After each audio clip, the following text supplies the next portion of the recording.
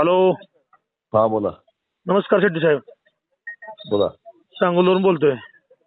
हा बोला. साहेब शक्तीपीठ समर्थनात आम्ही उपोषणला बसलोय म्हणलं इथं सांगोला 8 दिवस झालं. ते फडणवीसनं नेला तिकडे याला. अहो फळून याला पण तुम्ही आमच्यासाठी काय करताय का नाही?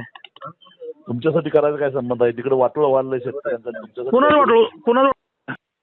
बघा माझा शक्तीपीठला विरोध आहे. तुम्हाला करा उपोषण बसायचं. नाही नाही अहो शक्तीपीठला तुमचा विरोध आहे बरोबर आहे, पण हा. शेतकऱ्यांचा विरोध नाही हा तुम्हाला सांगायचं आहे मला. हा मग काल काय ती यार भूतालती होय काल तिथं बार्शीला.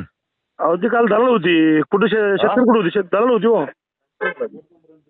तुमचा गट नंबर किती सांगा बघू जरा मला. घ्या की 298. हा कमलापूर 298 घ्या की. हा ठीक आहे चेक करून बघतो मी. नाही पण मग तुम्ही कसे जास्त करा? तुमचं रान जाते काय? काय ते? तुमचं शेतात जाते काय? तुम्ही बाजूत आहे का?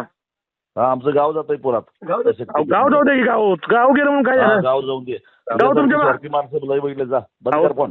तुमच्यासारखी स्वार्थी म्हणजे तुम्ही खासदार झाला असता की मग तुम्ही जर किती पैसे विरोध घेतले देवेंद्र फडणवीसकडनं? हा पैसे किती घेतले देवेंद्र फडणवीसकडनं? मग तुम्हाला देवेंद्र फडणवीसने पैसे दिले म्हणून तुम्ही विरोध करताय काय? होय हा ठीक आहे फोन बंद कर. ज्यादा शहाणपणा करायचं नाही. नाही तुम्ही शानपणा करू नका. मी काय सांगतो तुम्ही जर शेतकऱ्याची काय वर असतं ना म्हणून तुम्ही खासदार होत नाही आणि होणार पण नाही इथून पुढे. जाऊ दे. मला कळतंय कसं मला आज कळलं की तुम्ही का पडताय इथं. हो हो तुमचा पराभव कशाने होतो हे मला आज कळलं.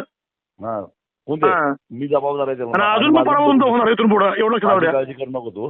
हा मग आमची कशा काळजी करता तुम्ही म्हणताय फडणवीस कडून पैसे घेतलं. ठीक आहे ठीक आहे ठीक आहे.